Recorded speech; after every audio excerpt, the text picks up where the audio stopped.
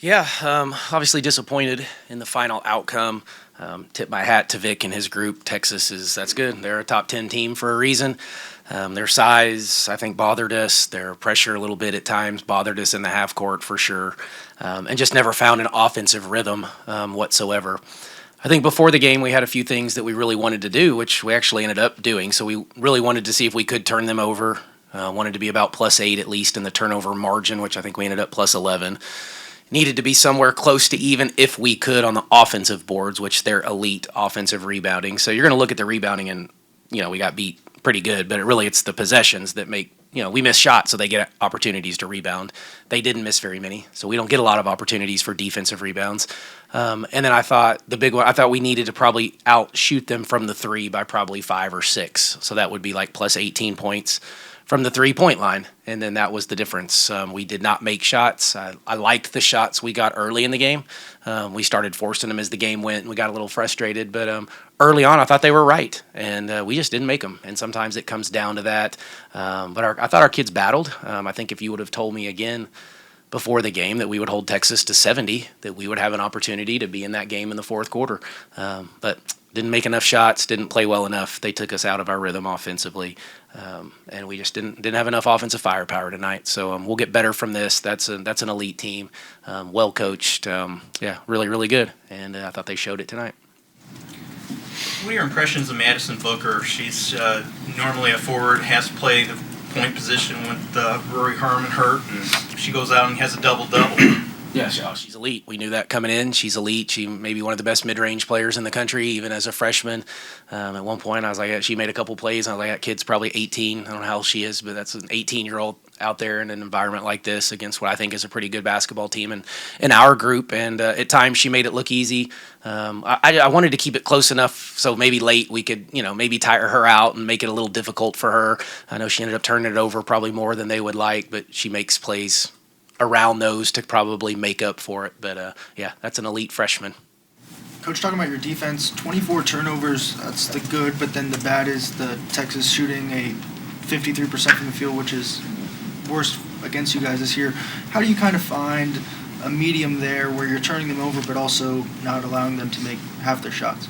Yeah, well, I don't know that those go hand in hand necessarily. It wasn't like it was all or nothing. It was like, we're going to pressure, give up a layup. Now we gave up a few of those, but they just got us in the half court too and executed some stuff and a few offensive rebounds that led to some easy buckets that we needed to be a little bit better at. But I don't think I don't have the numbers yet, but we do keep that, so we'll look and see if we gave up a ton of points on the back end of the pressure.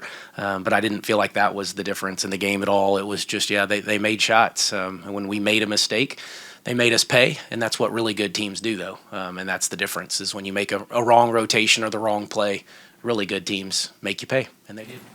Coach, there's 42 fouls today, 21 aside. Do you think that the physicality led to maybe some of the forced shots and that sort of thing where you just couldn't establish any kind of momentum whatsoever offensively? Yeah, it was definitely physical, probably a hard game to officiate. Again, there wasn't a ton of flow to it. Some of that's due to Texas's size, without question.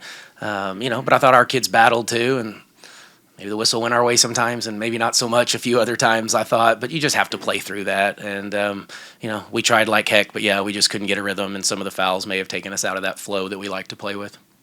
JJ drew 10 of those 21 fouls. What can you say about her ability to get the whistle?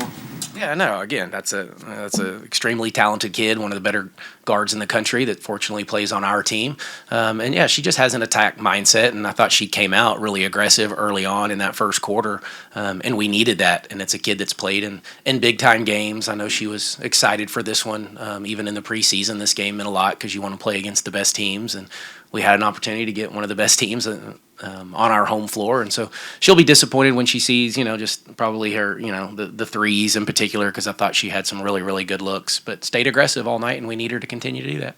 You alluded to it a little bit in your opening statement, but can you just touch more on the impact that Texas's size has? It's on the interior, but also, outside with Booker handling the ball and being a lot taller than a lot of the people guarding him. Yeah, no, it's across the board, and it's not the starters. They just keep bringing them in, and even in the post, there's a 6'4" starter, and then here comes another one off the bench, and then, let's bring in another one off the bench, and then maybe they get in foul trouble, so they just bring them right back in. And so, yeah, they have length, but they have size too. It's not just tall, it's length, it's strength, probably as much as anything else. And so they just bother you at the rim, which is why I knew we had to make some threes. I knew we had to probably make 10 threes to have a chance to win this game. And we just didn't do that. But yeah, and we're going to go against that. Now, not everybody has Texas length and size. But yeah, we'll be outsized a little bit, and so we'll have to play from the perimeter at times. But we also have to find ways to get production in the paint, and there's different ways to do that, and we didn't tonight. When the shots aren't going in, is there I mean, do you ever want to just pull away and say the threes aren't falling, so we've got to stop, or is it, well, we're down, and that's how we would get back in, and so we have to keep shooting them? Yeah, and we talked about that a little bit. Normally you would want to find other ways to try to score and get some paint touches, which we did, but then you're chipping away down 20 with twos all the time, and they were scoring at such a rate that we never punched them. We never really gave them, I wanted to see what they would do if we kind of punched them and made a run at them. And when you only score 49, you're not going to really make any run. And so we just never had it. We just never could string possessions together. We keep that as well, so I'll see that here in a minute to see kind of how many stop scorers or stop stops we had. And so we have a goal for that too, and I'm pretty confident we probably didn't meet that one tonight. But yeah, just never could really get a flow because we couldn't score offensively. The vibe with the team, first loss of the season. Yeah, they're okay. Yeah, I mean, really the message is don't let one turn into multiples. Right, is now we go on the road to Iowa State, who's a quality basketball team. They're young and they've got some size too, but really talented with one of the best coaches in the country. So we'll have to get prepared here between now and then go down to UCF on Saturday. So it's the gauntlet of the league, and we know that. But I think you got to be really careful because one can turn into multiple if you're not careful. So we really need to kind of just move forward quickly. But they were okay. We're not going to let one loss. We're 13-1 with a only loss being to a top 10 team in the country. So for now we're okay. But we do got to get better.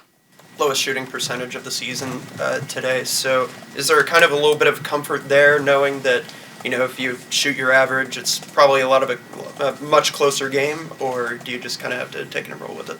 Well, a little bit of both, because Texas had something to do with that probably as well, of the low percentage. Now maybe not that low, because like I said, I liked some of the shots we've been making all year, and it was a night that you don't. I've had plenty of these in my career, and you see those all the time. That you play really well and you don't make shots, you're probably not going to win against an elite level team, or maybe even anybody in the Big 12. So we do have to put the ball in the hole a little bit better.